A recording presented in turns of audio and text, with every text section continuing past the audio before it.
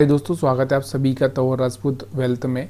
और हम बात कर रहे हैं, देखो, अगले दिन के लिए अगले ट्रेडिंग सेशन के लिए मार्केट का प्रेडिक्शन कर रहे हैं। तो पहले हम डेली टाइम फ्रेम में चलते हैं, मार्केट क्या बोल रहा है डेली टाइम फ्रेम में, और उसके बाद हम देखते हैं। तो यहाँ पर आपको देखने को मिल रहा होगा कि लास्ट टाइम में अगर हम देखें, ये सब हटा देते हैं हम लोग, तो यहाँ से लास्ट टाइम में अगर आप देखोगे, यहाँ तो एक बड़ा रेड ग्रीन कैंडल बना था ये वाला। तो आपको ये पता है कि इसमें थोड़ा सा वो बायर्स आए होंगे, तो उनका लिक्विडिटी यहाँ पर 24,500 तक का पॉसिबल है। 24,500 तक ये मार्केट आ सकता है और उसके बाद ये ऊपर जा सकता है, फिर एकदम रुकने की गुंजाइश थोड़ी कम रहेगी। और वैसे भी आपको दिख रहा होगा कि धीरे धीरे दिसंबर ख़त्म हो रहा है, तो ये साल भी ख़त्म हो रहा है, तो मार्केट को हो सकता है कि ये नया हाई लगाने के लिए तैयार हो जाए। तो यहाँ से मेरे को यही देखने को मिल रहा है कि भाई यहाँ से एक ब्रेकआउट तो हो चुका है, लेकिन यहाँ से ये टेस्ट कर रहा है। तो टेस्ट 24,500 हमारे लिए एक बहुत सपोर्ट है, और इस सपोर्ट से मार्केट के रिवर्स होने के चांसेस ज़्यादा हैं। ठीक है, तो यहाँ पर ये देख रहे हैं। अब थोड़ा सा 1 घंटे के चार्ट पर थोड़ा सा चलने की कोशिश करते हैं, और यहाँ से कुछ हम देखने का अंदाज़ा देखते हैं।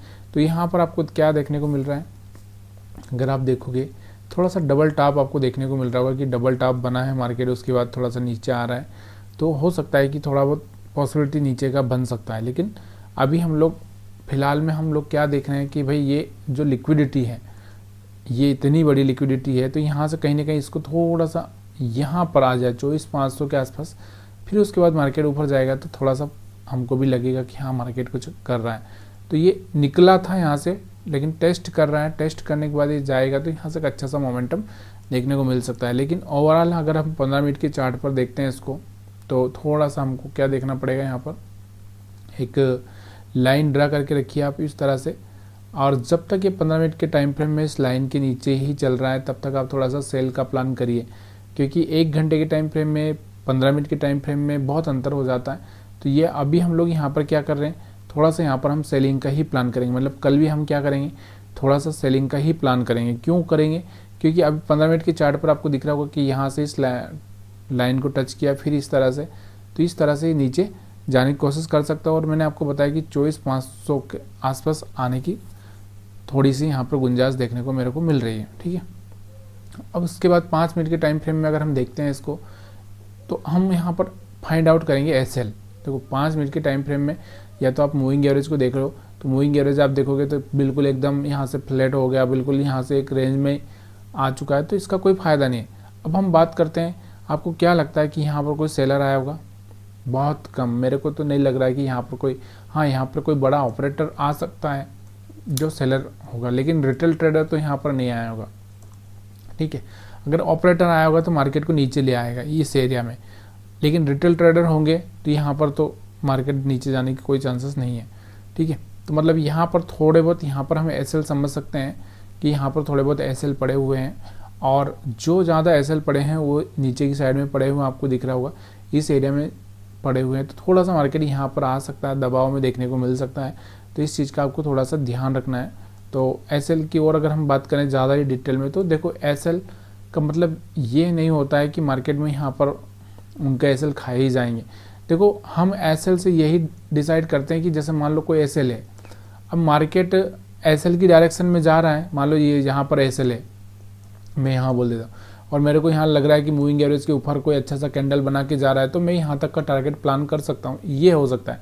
अब मेरे को लग रहा है कि यहाँ पर एसएल है, तो मैं यहाँ पर क्या कर सकता हूँ, जब मूविंग एवरेज को ब्रेक कर रहा है, नीचे की साइड में जा रहा है, तो मैं यहाँ तक का प्लान कर सकता हूँ। यही मेरे पास में होता है, क्योंकि मार्केट का डायरेक्शन चेक करना और एकदम अपने आप को ये 100% बोलना कि बहुत मुश्किल हो जाता है लाइव मार्केट में। तो यहाँ पर ये चीज़ें आपको समझ में आई। बैंक निफ्टी की अगर हम बात करते हैं, तो यहाँ पर भी आपको देखने को मिल रहा होगा कि कहीं ना कहीं बैंक निफ्टी भी यहाँ पर एक अच्छा सा बड़ा कैंडल बनाने के बाद में यहाँ पर आपको दिख रहा होगा एक छोटा सा कैंडल बनाया हुआ है, तो एक रेंज बाउंड में रहता हुआ दिखाई दिया है। तो अभी हम लोग थोड़ा सा इसको और 1 घंटे के टाइम फ्रेम में अगर हम देखें, तो 1 घंटे के टाइम फ्रेम में आपको क्या देखने को मिल रहा है, बैंक निफ्टी अपने यहाँ पर इस एरिया में कहीं ना कहीं एक तरह से रेजिस्टेंस फेस कर रहा है, और जब ये रेजिस्टेंस ब्रेक होगा तो यहाँ से बड़ा मोमेंटम आ सकता है। लेकिन जब तक ये रेजिस्टेंस है तब तक आपको सिर्फ सेल पर ही फोकस करना है, जब रेजिस्टेंस ब्रेक हो जाएगा तब आपको यहाँ पर देखना है। तो 1 घंटे के टाइम फ्रेम का ये एनालिसिस है, उसके बाद हम बात करते हैं यहाँ पर 15 मिनट के टाइम फ्रेम में। तो 15 मिनट के टाइम फ्रेम में आप देखोगे यहाँ से एक डबल टॉप बनता हुआ दिखाई दे रहा है आपको, ठीक है।